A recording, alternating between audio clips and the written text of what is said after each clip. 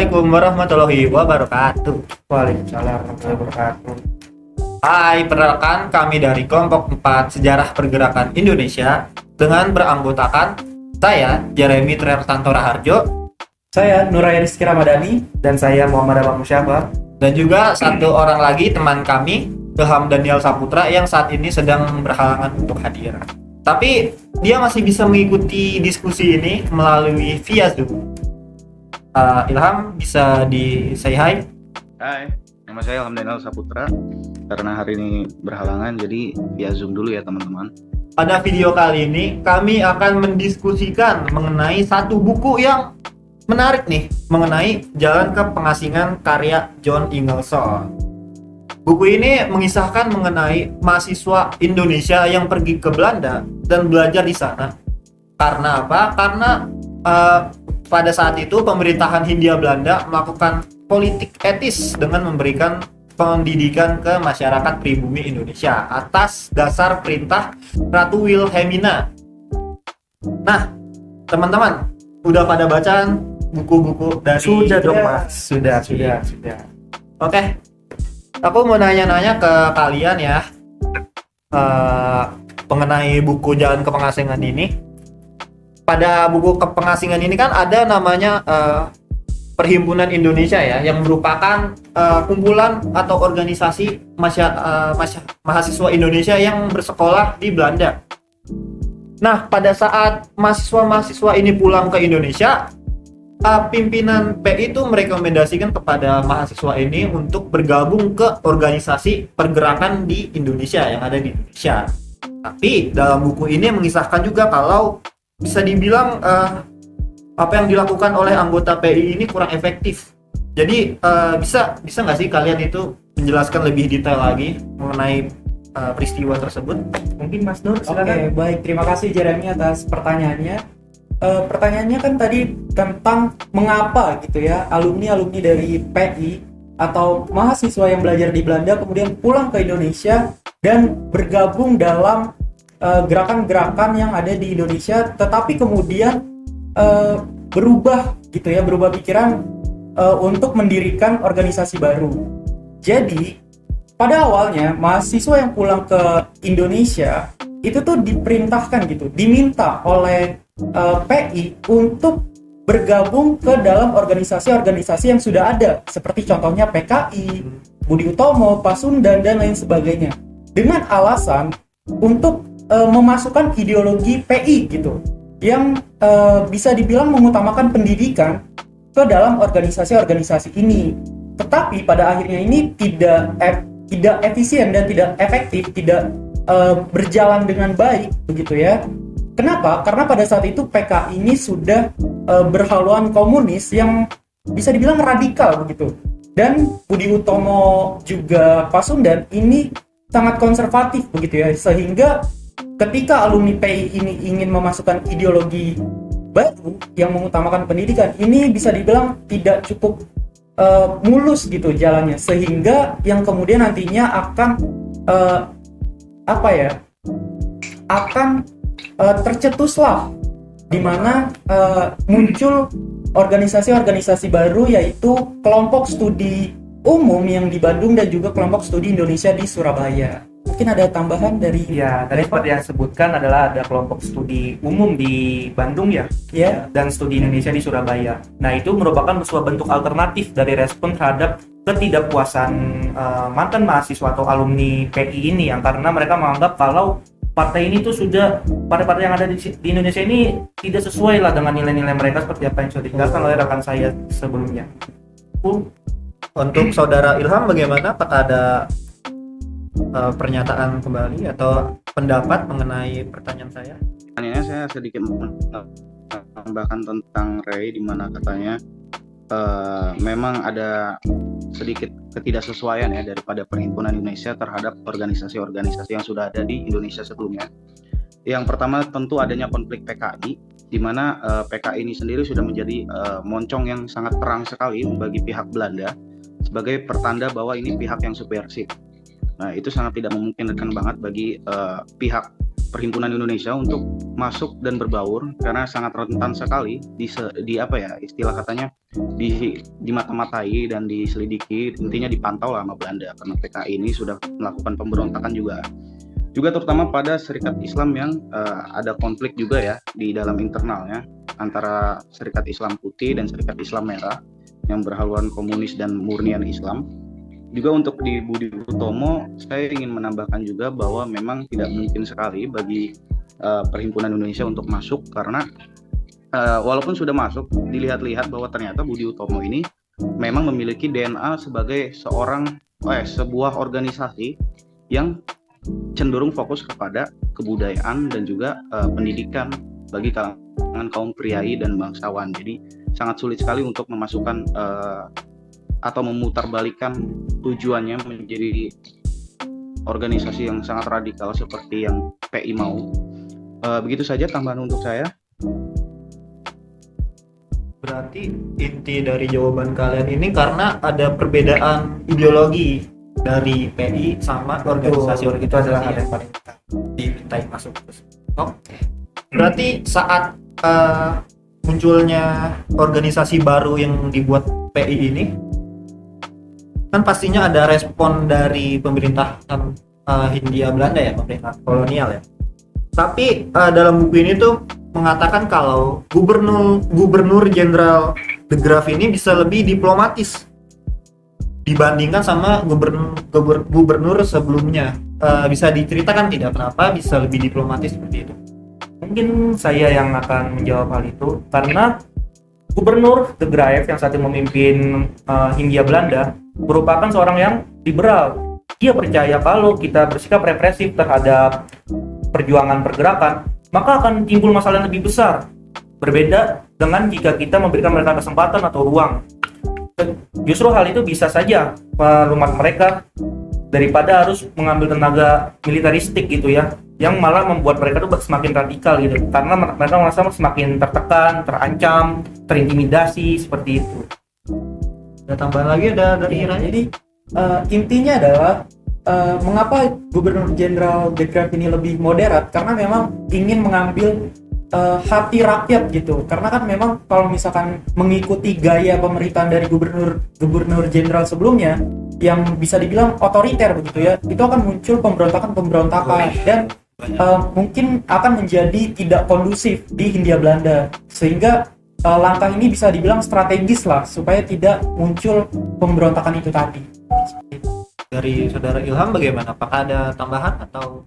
Saya tambahannya kemungkinan berdasarkan kacamata politik dunia saat itu juga ya, terutama di kancarana benua Eropa sana, bahwa faktanya saat itu juga saat Gubernur de Graaf ini menjabat terdapat politik di Belanda tentang penguasanya di sana, yaitu sosial moderat ya, candangan politiknya, dan juga faktor-faktor lain yang mempengaruhinya termasuk Liga Bangsa-Bangsa yang sudah mempertanyakan dan juga memantau beberapa pergerakan kolonialisme di dunia. Jadi ini membuat pemerintahan Belanda sendiri, Hindia Belanda, terutamanya di Hindia Belanda, membawa penurunan tersebut ke dalam daerahnya, sehingga politik etis cenderung akan diterapkan dan dilonggarkan di sini. Mungkin itu saja tambahannya. Berarti ini ada dua faktor ya, ada dari politik sama dari segi sosialnya. Dari segi sosial, Gubernur Jenderal ini ingin menggait hati masyarakat pribumi, bisa dibilang Perbaiki citra. dia perbaiki citra kolonial waktu itu yang udah buruk. Sementara dari segi politik, pemerintahan Hindia Belanda ini udah ditekan sama LBB yang udah melihat kondisi, bisa dibilang kondisi kaum yang ditindas sama kolonial ya, yang saat itu dirugikan. Makasih. Nah, lalu pertanyaan selanjutnya saya ingin bertanya kepada kalian. Ini udah disinggung juga ya mengenai kelompok studi Indonesia sama kelompok studi umum ya. Kenapa? Dan juga dalam buku ini tuh mengisahkan atau menceritakan juga kelompok studi Indonesia ini berubah menjadi sebuah partai. Kenapa bisa seperti itu? Bahkan sebenarnya yang berubah menjadi partai pertama kali itu adalah kelompok studi umum ya, yang di Bandung. Dia berubah menjadi PNI, di mana di bawah kepemimpinan Soekarno pada saat itu. Nah, mengapa berubah menjadi suatu partai? Karena pimpinan dari bisa dibilang kelompok studi umum ini melihat bahwa cara-cara pendidikan itu kurang efektif untuk menggayat massa pada saat itu, sehingga mereka ini lebih bergerak pada bidang politik dan mengubahnya menjadi partai untuk bisa dibilang untuk mendobrak suara rakyat begitu, supaya menggerakkan massa begitu. Mungkin ada tambahan? Nah, itu kan dari sisi partai apa tadi? PNI. Nah, sementara dari sisi yang studi Indonesia berarti ya, Indonesia Surabaya. Kenapa mereka tidak bisa seperti di umum? Karena para anggotanya itu merupakan bagian dari pemerintahan Belanda itu sendiri. Jadi di buku itu dijelaskan bahwa mereka ini lebih bersikap hati-hati karena beberapa yang berdiri sebagai sekretaris serta pegawai-pegawai yang ada di pemerintahan. Mereka tentu tidak ingin mengkhianati pemerintah Belanda gitu kan, karena pasti kehilangan pekerjaan, jelas ya, rezeki dan segala macamnya. Makanya mereka tidak bisa seperti studi umum ya. Karena studi umum itu adalah isinya orang-orang yang berpendidikan tapi tidak memiliki keterkaitan tersendiri gitu dengan sektor-sektor di pemerintahan kolonial seperti itu. Dari saudara Ilham bagaimana? Mungkin dari saudara Ilhamnya sendiri nggak ada tambahan ya, langsung aja ke pertanyaan selanjutnya. Pada buku ini kan diceritakan juga kalau PNI ini dibubarin ya. Bisa ceritakan juga nggak gimana sejarahnya tiba-tiba kok PNI ini bisa dibubarin? Mungkin dari Dava terlebih dahulu. PNI dibubarkan karena jelas partai tersebut dianggap radikal oleh sebagian besar gitu ya penduduk Belanda, terutama pejabat-pejabat kolonial, karena merasa bahwa partai-partai ini tuh sering sekali membuat pemberontakan, pemogokan, sehingga wah dirasa sudah tidak sesuai lagi gitu, sudah tidak bisa dibebaskan lagi, sudah harus dibasmi lah bisa dibilang. Meskipun begitu juga The Grave juga dalam tekanan gitu, karena dia tidak bisa semerta-merta menjalankan idealisnya gitu sebagai orang yang liberal dalam hal ini. Jadi dia tuh mau tidak mau harus menuruti pemerintah mayoritas gitu, mayoritas pemerintah agar mau melakukan penangkapan gitu atau penggeledahan terhadap para anggota PNI tersebut. Dari saudara Ray. Secara kronologis sebenarnya ini atas perintah Jaksa Agung ya. Jadi Jaksa Agung memerintahkan aparat kepolisian untuk menggerebek rumah-rumah pimpinan dari PNI dan juga kantor PNI itu sendiri. Dan ketika digerebek, para pimpinan-pimpinan ini tuh kemudian diadili begitu ya di pengadilan kolonial pada saat itu. Namun pada pengadilan itu tidak ditemukan bukti-bukti bahwa para pimpinan ini tuh terlibat dalam aksi yang disebutkan oleh Dava tadi. Dan tetapi karena memang Gubernur Jenderal De Grave ini bisa dikatakan moderat begitu ya dan mengikuti suara mayoritas seperti tadi yang Dava katakan, sehingga dia mengikuti perintah Jaksa Agung begitu, di mana Jaksa Agung ini tuh tidak peduli dengan bukti-bukti tersebut dan memutuskan untuk menahan para pimpinan ini. Begitu. Kalau untuk bawahan-bawahannya gimana tuh? Untuk para bawahan-bawahannya ini pada saat itu PNI ini tuh mengalami guncangan begitu ya, di mana bagaimana nih arah gerak PNI berikutnya begitu. Ya, salah satu anggotanya yang masih bertahan yaitu Sutomo memutuskan untuk meredakan situasi dengan bisa dibilang apa ya, intensitas kegiatan PNI itu benar-benar dikurangi masif lah karena sudah sangat terancam gitu. Sampai akhirnya mereka tuh memutuskan untuk menunggu apakah jika para pemimpin ini diadili, benar-benar ditangkap dan diadili gitu ya, maka mereka terpaksa membubarkan partai. Tapi jika tidak, bisa saja dipertahankan. Cuman secara kenyataan yang jelas di bab 6 kalau tidak salah, pada akhirnya semua seperti Soekarno dan yang lain-lainnya ditangkap, dan Sutomo memaksa untuk terpaksa lebih tepatnya untuk membubarkan PNI tersebut. Meskipun begitu, PNI dibubarkan tidak serta-merta gitu meredupkan semangat mereka. Mereka akhirnya mencoba membentuk suatu partai baru lah, yaitu Partai Partindo. Seperti itu. Dari saudara Ilham bagaimana? Sebenarnya dari sisi ini aja ya, penangkapan Soekarno dan sebagai pemimpinnya yang lain, ini sebenarnya kontradiksi banget ya. Sebelumnya De Graaf itu kan sangat etis ya, sangat melonggarkan sekali hukum-hukum. Nah, ini termasuk salah satu bagaimana kesalahan pemikiran daripada Belanda sendiri waktu itu yang menggunakan pendekatan yang lunak dan ternyata terserang balik gitu. Ternyata Soekarno itu tidak bisa dijebak semena-mena. Ternyata bahwa PNI itu tidak bisa dilobi nih. Nah, makanya Belanda waktu itu langsung agresif. De Graaf yang tadinya awalnya sangat-sangat menjunjung kelonggaran, liberal gitu kan, langsung terbuka tuh kedoknya bahwa wah memang ini gunanya untuk memanfaatkan saja kelonggaran yang sudah diberikan, ternyata alih-alih cuman pemanfaatan untuk melobi pimpinan PNI tersebut untuk masuk ke sistemnya yang dibuat Belanda.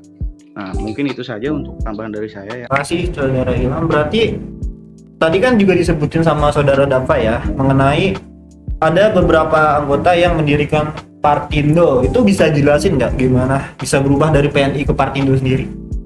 Jadi PNI dan Partindo itu sebenarnya bukan suatu partai yang berbeda ya secara tujuan dan haluan gitu. Hanya berganti merek saja karena kan PNI itu sudah dilarang gitu. Meskipun begitu Partindo ini tetap gitu menjalankan nilai-nilai yang sudah diwariskan oleh PNI. Cuman tidak semua orang pro terhadap PNI, terhadap partai baru tersebut gitu. Sebagian besar kecil, cabang-cabang kecil yang masih bertahan bekas PNI justru ini membentuk suatu partai lain gitu. Dan mereka tuh mengawalinya dengan suatu yang namanya itu disebut golongan merdeka ya kalau tidak salah, seperti itu. Mungkin Dari Saudara ya? Ya, sebenarnya ini pembentukan Partindo ini memicu reaksi ya dari Hatta yang pada saat itu sedang studi di Belanda, di mana Hatta ini memandang bahwa pembubaran PNI dan digantikan oleh Partindo itu tuh sangat bisa dikatakan tidak masuk akal begitu. Kenapa? Karena pembubaran partai itu tuh tidak bisa dilakukan karena hanya atas dasar kehilangan pimpinannya. Jadi partai ini tuh harus dilanjutkan gitu. Harus dilanjutkan pergerakannya, bukan misalnya gini, jika pimpinannya ditangkap ya, seharusnya kan para anggotanya menggantikan dan meneruskan PNI itu sendiri. Tapi justru yang diambil adalah PNI dibubarkan dan diganti oleh Partindo, dan itu menurut Muhammad Hatta ya itu adalah suatu kesalahan begitu dari tubuh PNI itu sendiri. Berarti bisa dibilang Hatta ini lebih dukung Partindo ya? Tidak juga, Hatta ini tidak mendukung Partindo karena memang dia tidak mendukung pembubaran PNI. Hatta ini mendukung bahwa PNI itu seharusnya dilanjutkan begitu, tidak diubah menjadi partai lain. Ini kan juga diceritakan ya ada kasus di mana Partindo sama SI ini berkonflik di PPPKI yang mana merupakan suatu himpunan yang mengumpulkan beberapa organisasi-organisasi pergerakan di Indonesia. Bisa diceritakan dulu tidak bagaimana bisa konflik kok gitu Partindo sama SI? Saudara Ilham, apakah ingin pertama Kak? Oke, baik. Di sini sebelumnya masuk ke konflik, kita perlu pahami bahwa PPPKI itu kan adalah permufakatan partai-partai kebangsaan Indonesia, di mana itu tujuannya untuk mengambil partai-partai di Indonesia supaya menyatukan kepentingan untuk kemerdekaan gitu kan, untuk satu tujuan. Nah, dari situ sebenarnya sudah ada jelas dari awalnya bahwa ada benturan ego nih, setiap partai pasti punya pemimpin dan di situ kumpul kan semua, jadi kepala besar banget lah mereka di situ masing-masing. Nah, perdebatan yang paling sengit di meja itu antara Partindo dengan juga SI, Serikat Islam. Kenapa? Karena waktu itu Partindo itu jelas sebelumnya maaf bahwa di PPPK ini ada namanya ADART, itu semacam undang-undangnya lah. Jadi bagaimana cara menentukan hak-hak, bagaimana cara menentukan suara di situ ada di situ. Nah, di situ udah mulai merancang tentang ADART-nya nih. Nah, tapi setiap partai itu punya urgensi beda-beda, agendanya masing-masing. Di sisi Partindo sendiri itu cenderung ke sekuler dan juga keras ya. Jadi dia pengen bahwa kalau misalnya terus-terusan kita berpaling kepada agama atau sayap-sayap lain, maka kemerdekaan itu nggak akan pernah bisa tercapai. Nah, itu bagi pandangan Partindo. Makanya apa yang mereka ajukan di aturan ADART-nya itu cenderung lebih keras untuk mementingkan nasionalisme dan sekuler. Sedangkan bagi pihak SI sendiri itu terdapat sebuah kejanggalan gitu. Kalau misalnya kita nurutin tentang bagaimana Partindo melakukan agendanya di aturan tersebut, nantinya bahwa Islam nanti akan terbelakang, alias Islam akan diabaikan. Nah, di situ SI itu menentang lah, dan juga SI itu juga memberikan satu tawaran ya.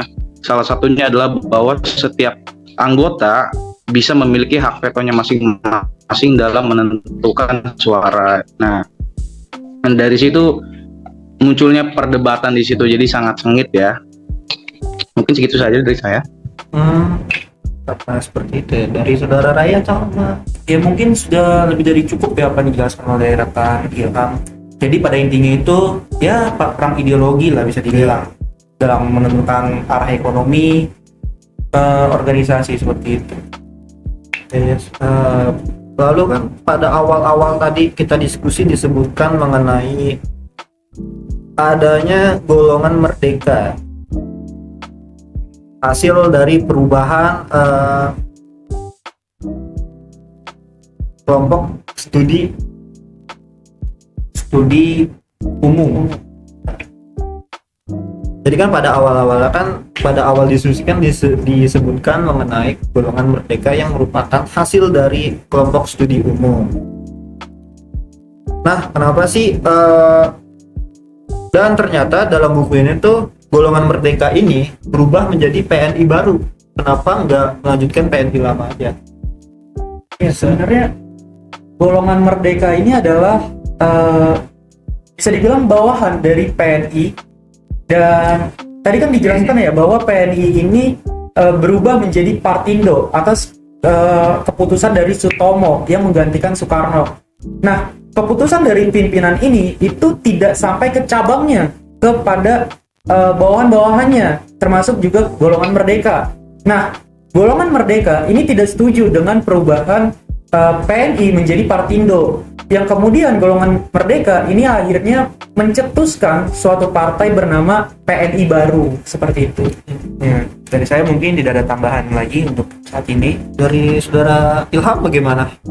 Ada tanggapan mengenai PNI baru?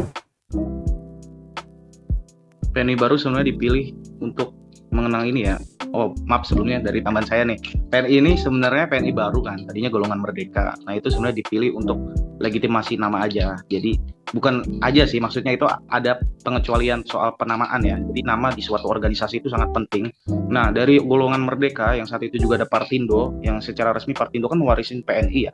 Nah, golongan merdeka itu kepengen bahwa organisasinya itu terlihat kuat gitu ya. Tidak bukan organisasi biasa saja. Nah, makanya dia mewarisi nama PNI yang sudah besar sebelumnya, yang sudah runtuh sebelumnya menjadi PNI baru. Nah, untuk yang saya baca juga PNI baru ini ternyata karena sudah diganti waktu saat transisi dari golongan merdeka menjadi Pendidikan Nasional Indonesia. Mungkin segitu saja dari tambahan saya. Pada akhirnya Soekarno dan juga Hatta ini bergabung ke Partindo ya, hingga diasingkan ke Bougainville sama Flores. Kenapa Hatta di Bougainville sedangkan Soekarno ke Flores? Kenapa nggak disatuin aja tuh? Mungkin saya ingin mau revisi sedikit dari pertanyaannya, karena pada dasarnya Hatta itu joinnya tuh ke PNI baru. Jadi mereka di mana kalau tidak salah dia jadi ketua.